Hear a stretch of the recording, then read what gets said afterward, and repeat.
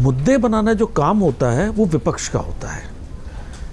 जो सरकार जो भी है वो तो ये कहती है कि हमने बहुत अच्छा काम किया, हमारी परफॉर्मेंस में हमको वोट दीजिए, हमारी परफॉर्मेंस, हमने इतनी सड़कें बना दी, इतने पुल बना दिए, इतने स्कूल कॉलेज बना दिए, ये सारी सरकारें करती हैं। इन्होंने कहा कि हमने राम मंदिर बना दिया, और सभी ने, यूपीए 1 ने कहा कि हमने न्यूक्लियर डील कर ली, सब ने अपने, सरकार तो अपनी तारीफ ही करती है ना, लेकिन मुद्दा बनाना काम होता है विपक्ष का।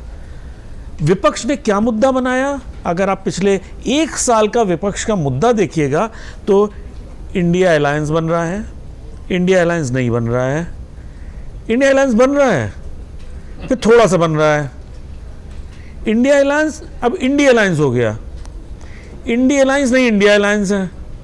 तो विपक्ष ने यह मुद्दा बनाया। विपक्ष ने कोई ऐसा मुद्दा दिया ही नहीं जिसको जनता मुद्दे के तौर पे देख सके।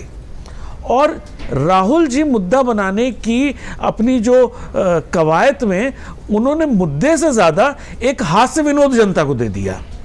तो ये जो पिछले 1 साल से जो मुद्दे बनने थे वो नहीं बने, तो उसके परिणाम स्वरूप सरकार ने जो राम मंदिर दे दिया, सनातन दे दिया, उस पे चुनाव हो रहा है। भाई सरकार तो वही करेगी ना जो जनता को उसे देना आसान लग रहा है, जो उसके फायदे का दिखे।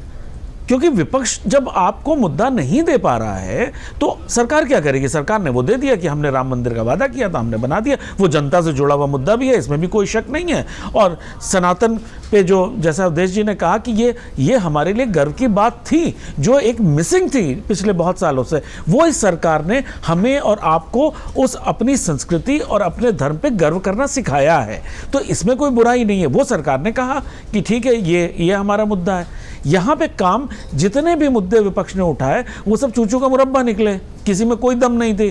कि आपने पहले हर चुनाव में आप ईवीएम का मुद्दा उठा देते हो। अगर आप इतने श्योर हो कि ईवीएम में सारी टेम्परिंग हुई है, विपक्ष सारा इंडिया अलायंस मिलकर उसका चुनाव का बहिष्कार कर दे, सारी बातें सामने आ जाएंगी। लेकिन उन्हें भी पता है कि ये तो सिर्फ अपनी हार को छुपाने के लिए, अपना मुंह छुपाने की एक्सरसाइज है कि ईवीएम पे डाल देंगे और हम बच जाएंगे। अगर इतना बड़ा मुद्दा होता तो ये तो चुनाव का बहिष्कार कर सकते थे। अगर सारा का सारा विपक्ष चुनाव का बहिष्कार करते तो ये मुद्दा, अगर ये होता तो ये बहिष्कार करते, क्योंकि ये मुद्दा नहीं है। आपने मुद्दा दूसरा क्या उठाया? 2 व्यापारियों का नाम लेके कि देश बेच दिया, देश बेच दिया। कहां बिका? मतलब आपके कहने से बिक गया। इंडिया अलायंस की सीटें, जो परिवार भी क्लियर नहीं है। प्रियंका जी अलग सीटें बताती हैं बीजेपी के, राहुल जी अलग सीटें बताते हैं। अरे पहले घर में तो अपने सलाह कर लो, तब तो बाहर पार्टी के अंदर। इसका मतलब ये है कि पार्टी के अंदर तो सलाह छोड़ दीजिए, घर के अंदर भी सलाह नहीं हो रही है।